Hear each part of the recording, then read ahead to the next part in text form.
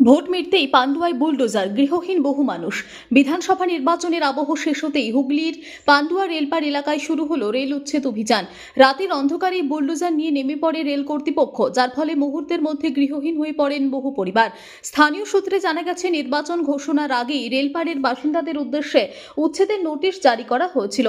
তবে সেই সময় কোনো ভাঙচুর বা উচ্ছেদ অভিযান চালানো হয়নি। এরপর 29 তারিখ দ্বিতীয় দফার ভোট গ্রহণ সম্পন্ন হওয়ার পরের দিনই আবার নতুন করে নোটিশ দেওয়া হয় রেলের তরফে।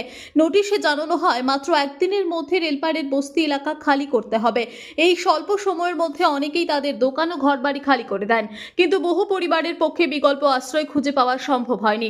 আজ হঠাৎ করেই বুলডোজার নিয়ে উচ্ছেদ অভিযান শুরু হলে চরম বিপাকে পড়েন সেই সব মানুষজন।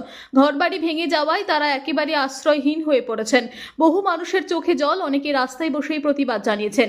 স্থানীয় বাসিন্দাদের একাংশের অভিযোগ, ভোটের আগে আমাদের উচ্ছেদ করা হয়নি, কারণ তখন আমাদের ভোট দরকার ছিল। এখন ভোট শেষ, তাই তড়িঘড়ি উচ্ছেদ চালানো হচ্ছে। তাদের দাবি, কয়েকদিন সময় দিলে অন্তত বিকল্প ব্যবস্থা করা যেত। ঘটনায় রাজনৈতিক চাপানোতরও শুরু হচ্ছে, যদিও রেল কর্তৃপক্ষের তরফে এখনো পর্যন্ত এই বিষয়ে কোনো বিস্তারিত প্রতিক্রিয়া পাওয়া যায়নি। বর্তমানে এলাকায় উত্তেজনা থাকলেও পরিস্থিতি নিয়ন্ত্রণে রাখতে মোতায়েন রয়েছে পুলিশ বাহিনী। গৃহহীন পরিবারগুলির ভবিষ্যৎ নিয়ে বাড়ছে উঠবে এবং দ্রুত পুনর্বাসনের দাবি হচ্ছে।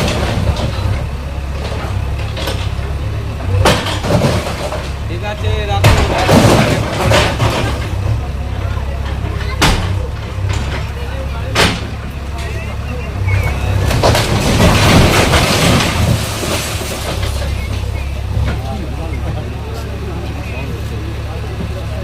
আজকে উচ্ছেদ করে দিয়ে ভেঙে দেওয়া হচ্ছে, কি বলবেন এটা নিয়ে? কি বলবো বলুন, আমরা তো আমার দাদু ঠাকমা আমার মারা সব এখানে, আমরাও এখানে মানুষ হয়েছি।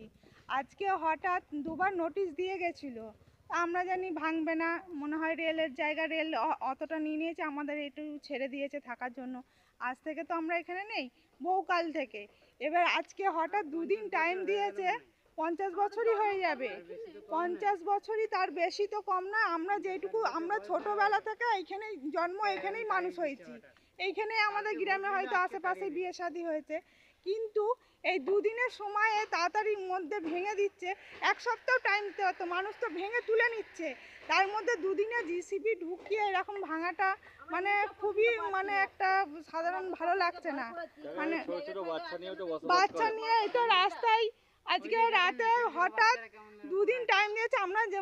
আমরা ভেবেছি তুলবে তা নয়, তুলে দিক, আমরা বলছি আমরাও উঠে যাব, কিন্তু আমাদের যদি এক সপ্তাহ টাইম দিত, দিয়েছে আগেও, কিন্তু আর এই দুদিন না টাইম দিয়ে এক সপ্তাহ টাইম দিত, তাহলে আমাদের জিনিসগুলো এই রাস্তায় এরকম বাইরে বার করতে হতো না। আজকে হয়তো আমরা দুদিনে মানুষ ঘর ভাড়া হোক বা একটা জায়গায় তিরপল টাঙিয়ে হোক, একদিনে মানুষ বার করতে পারে না। ঘরে ছেলে মেয়ে বাল বাচ্চা নিয়ে মানে মানুষ রাস্তায় কি করে এই রাতের মধ্যে, মানে এই রাস্তায় এই বৃষ্টিতে কিভাবে থাকবে, সেটাই মানুষ চিন্তা করছে। এখন মানুষ তো কান্নাকাটি ফেলে দিচ্ছে, ও কাঁদছে কাঁদছে, কে কাকে বোঝাবে, বোঝাবার জায়গা নেই।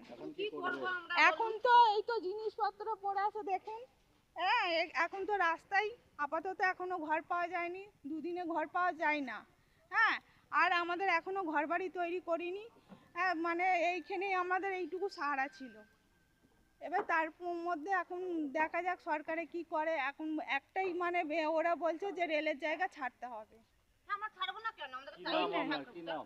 আমার নাম শাহানারা বিবি। কি বলবেন?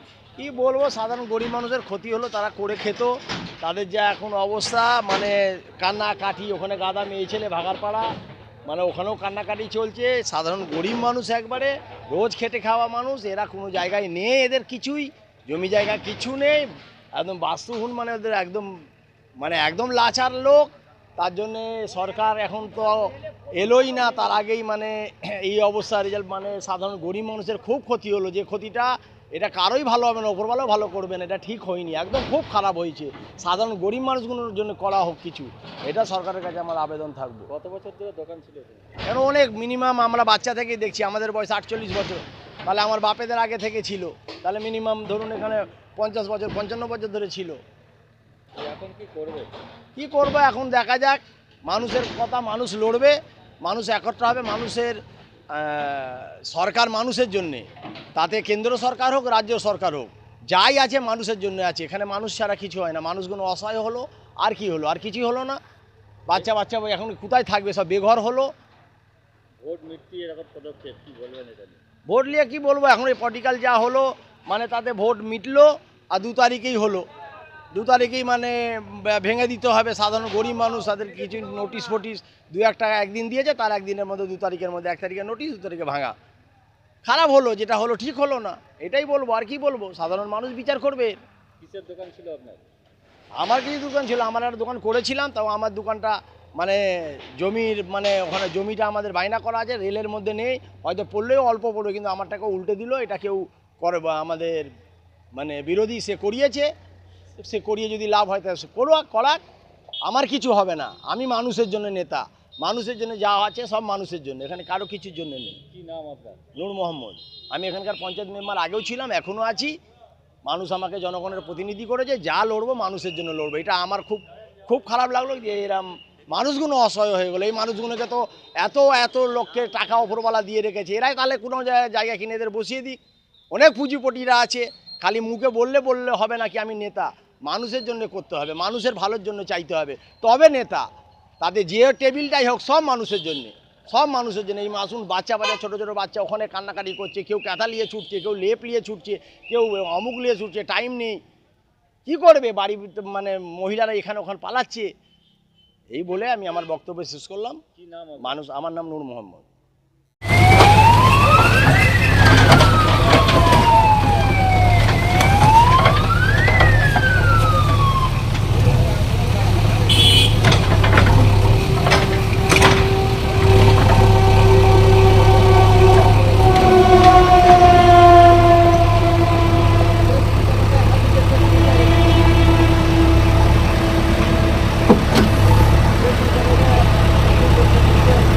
ইয়াম্মা কোম্পানি অনুমোদিত আরামবাগ মহকুমার একমাত্র মেইন ডিলার আমনা অটো সাপ্লাই এখন বিশ্বমানের শোরুম নিয়ে হাজির হয়েছে আরামবাগের গড়বাড়িতে। বাইক ও স্কুটারের লেটেস্ট কালেকশন ন্যায্য মূল্যে পেয়ে যাবেন আমাদের এখানে। অত্যাধুনিক মেশিন, কম্পিউটারের সাহায্যে গাড়ির সমস্ত ফল্ট চিহ্নিত করা এবং কোম্পানির ট্রেনিং প্রাপ্ত মেকানিক দ্বারা গাড়ির সার্ভিসিং করার সুব্যবস্থা রয়েছে। একই ছাদের তলায় রয়েছে ইয়াম্মা কোম্পানির অরিজিনাল স্পেয়ার পার্টস এর বিরাট কালেকশন। এখানেই শেষ নয়, ইয়াম্মা কোম্পানির unbreakable helmet, riding jackets, gloves, T শার্টেরও বিরাট কালেকশন রয়েছে। তাই বাইক মানি হলো জাপানি ইয়াম্মা, আর ইয়াম্মা মানি হলো আমনা অটো সাপ্লাই। 35 বছর ধরে আপনাদের জীবন পথের সঙ্গী। আমাদের ঠিকানা গড়বাড়ি, আরামবাগ, হুগলি। যোগাযোগ নাম্বার 9083247009 অথবা যোগাযোগ করুন 9083247007।